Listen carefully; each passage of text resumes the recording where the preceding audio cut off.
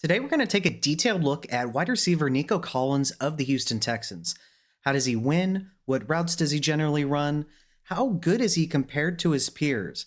To answer that, we're going to break down some film, take a look at some advanced stats, and then think about how he wins at the NFL level.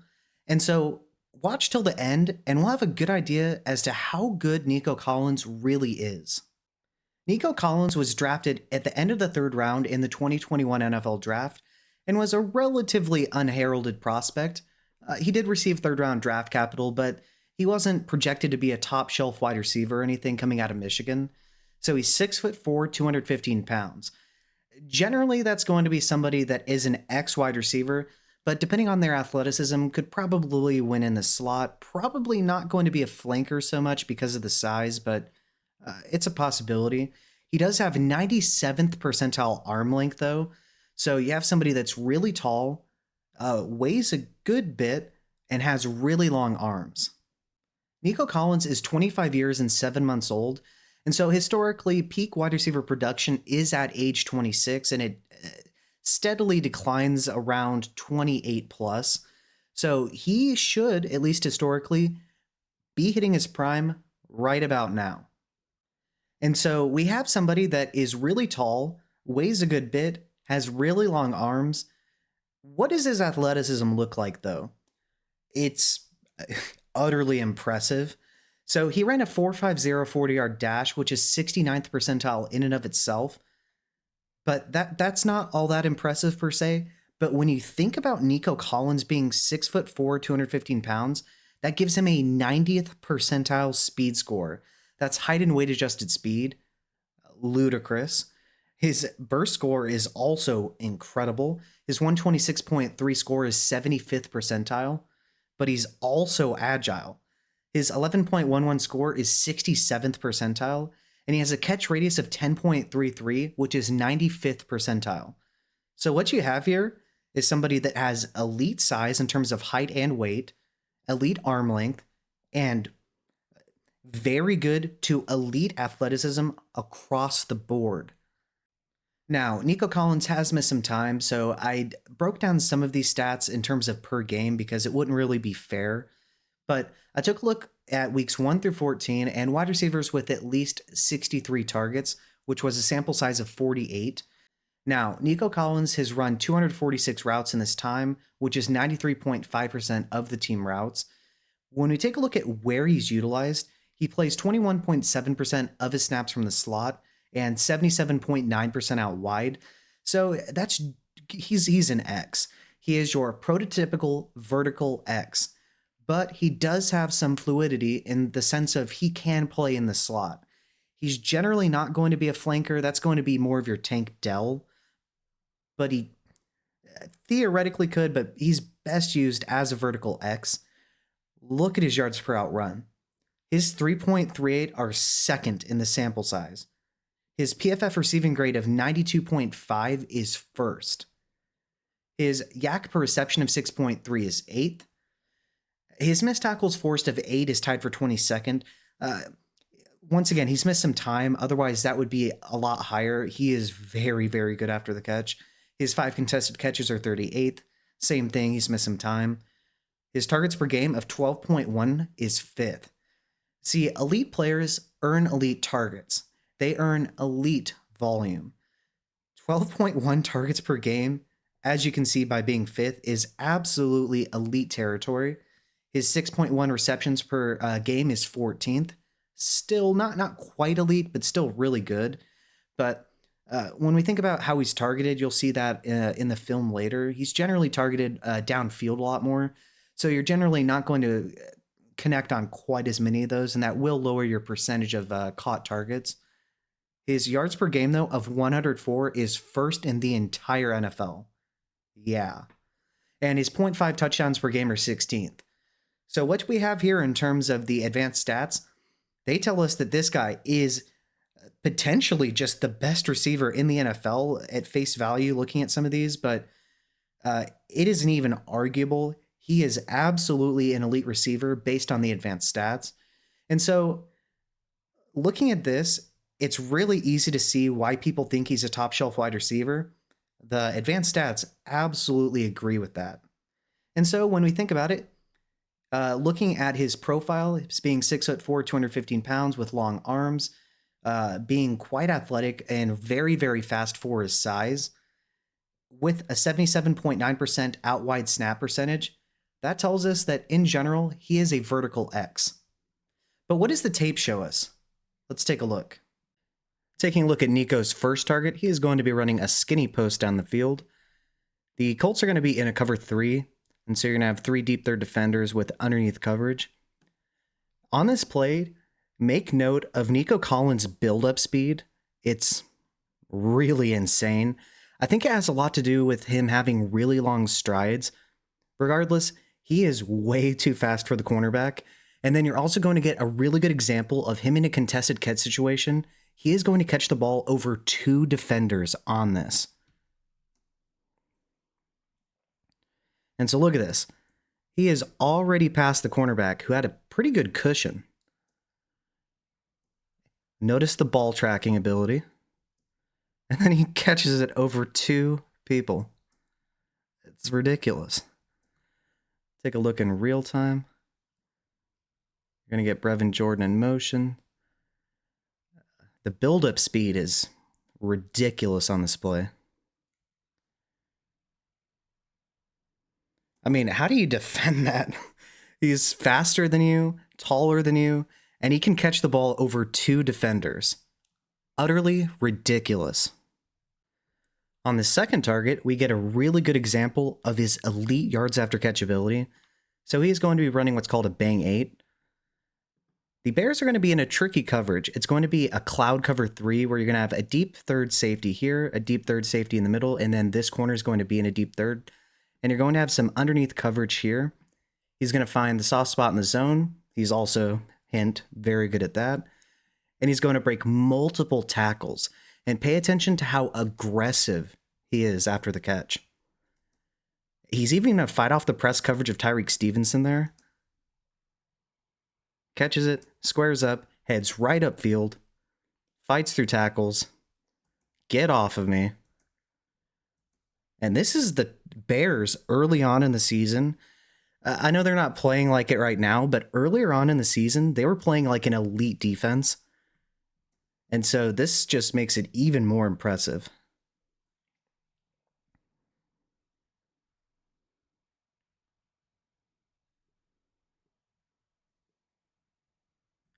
Nico is out here sunning people.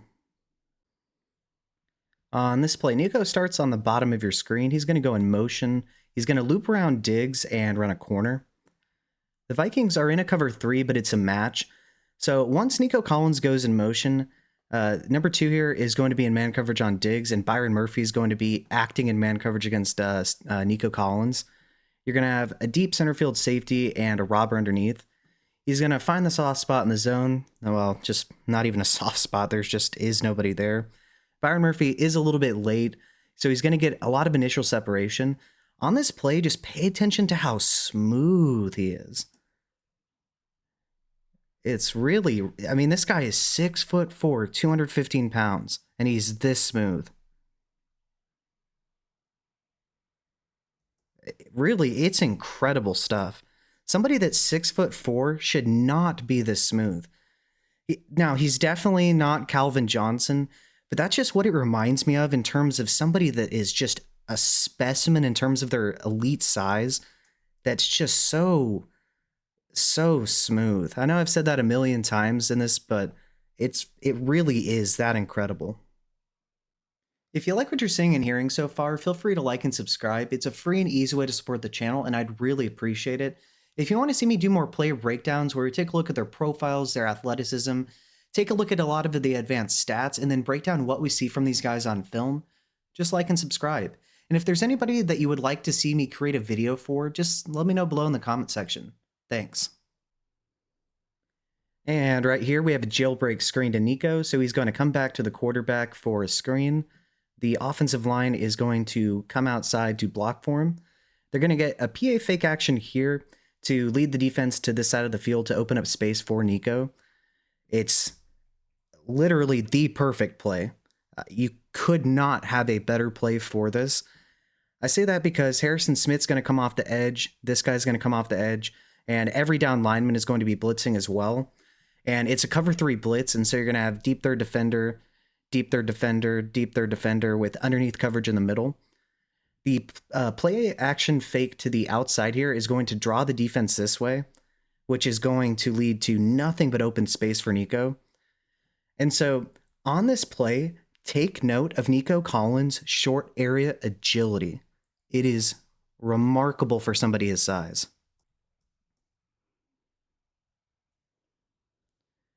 And so, as they intended, everybody bid on that PA fake. And you have Nico Collins one-on-one with that corner. Look at that. He falls down and tackles nobody. Then he gets some build-up speed, breaks another tackle, and then he finally doesn't have the angle. But overall, incredible short area agility for somebody Nico Collins' size. Tough yards after catch. He is absolutely a complete wide receiver. And on this play, we're going to get another skinny post by Nico Collins. The Bills they tried to run a cover 6. And so what you're going to get is quarters on this side of the field, and then you're going to get a deep half safety on this side with the flat defender. First of all, Cole Bishop here does not respect Nico Collins, apparently. He is completely flat-footed, lets him run right by him. And then you have Rasul Douglas down here. He thinks that he's going to have some inside help. He is sorely mistaken. He does everything he can to try to catch up to Nico. This goes back to what I was saying earlier with Nico Collins' build-up speed. If you let him get in open space, it is a wrap. Look at he is in a back pedal with Nico Collins running full speed at him. I don't care who you are not fast enough. he does. That is the easiest touchdown ever, potentially. What a disaster for the Bills defense. Yeah. That build-up speed is absolutely ridiculous. His strides are so long. People need to start respecting his speed. Plays like that are way too easy for him, especially if you're just flat-footed and you're just going to backpedal instead of running full speed. He is going to toast you every single time. Now, is Nico Collins perfect? No. One thing I did notice is that he does at times struggle to stop on a dime, which for being somebody 6'4", 215 pounds is absolutely understandable. So he's going to take the inside release here and try to stop on a dime on a curl. The Titans are going to be in a cover 2 match, and so you're going to have 2 deep half safeties. McCreary here is going to be acting in man coverage, even though he's technically responsible for the flat. And so he is going to find an opening, but he's going to trip as he's coming out of his break. And this underneath defender here is going to almost get this ball because Nico falls down. And so quite dangerous. And just one example of a small weakness, because he doesn't do this every time. But you see, just him not being able to come back to this ball because he fell down almost leads to a potential interception.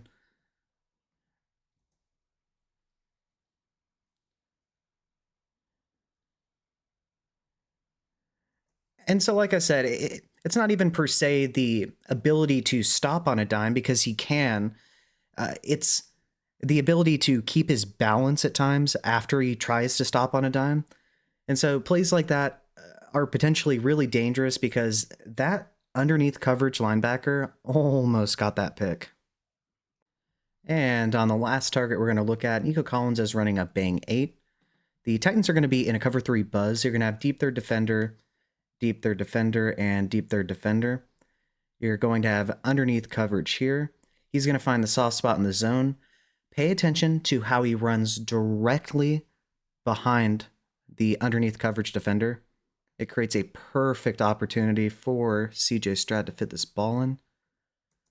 All right, so he feels the defender to the left of him, and he's going to fit in right behind him and in between the two underneath defenders here. Easy money. And he even gets a little bit of yak too.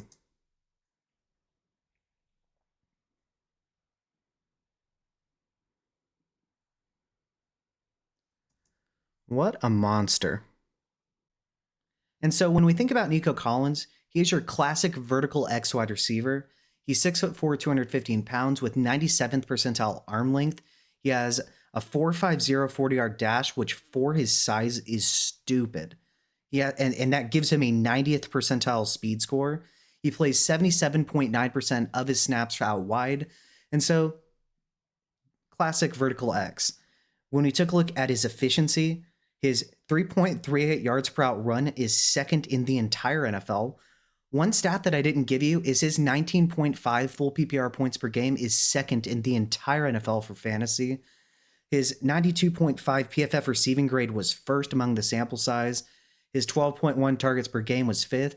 Remember, elite players earn elite targets. His 6.1 receptions were 14th in the sample size. His 104 receiving yards were first, and his 0.5 touchdowns per game are 16th. When we took a look at him on film, he was used in the short area of the field, the middle, as well as deep. He ran quite a few skinny posts. We saw him run a couple bang eights, a crosser, and we also saw him active in the screen game as well. He has really good short area agility. He has a huge frame. He excels in contested catch situations, and he has absolute blow by you build up speed. And what you have here is somebody that is built to be a dominant number one wide receiver at the NFL level. And so when we take into account all these factors and put them together, where does he rank? Well, it is a little bit subjective, but I do think that he is a top 5 wide receiver. I would argue Justin Jefferson is probably better than him. Jamar Chase is probably better than him. Then you kind of have a mixture of players like CeeDee Lamb, who you could argue is a little bit more slot dependent, although he can win out wide. But I think he is firmly in that 3 to 5 range, right around the CeeDee Lambs of the world. And being connected to CJ Stroud, once they fix up the offensive line to give them more time for these shots down the field, I don't think anything is going to stop Nico Collins. He has his quarterback, he has his elite skill set, and he is going to dominate at the NFL level for quite some time. But what do you think?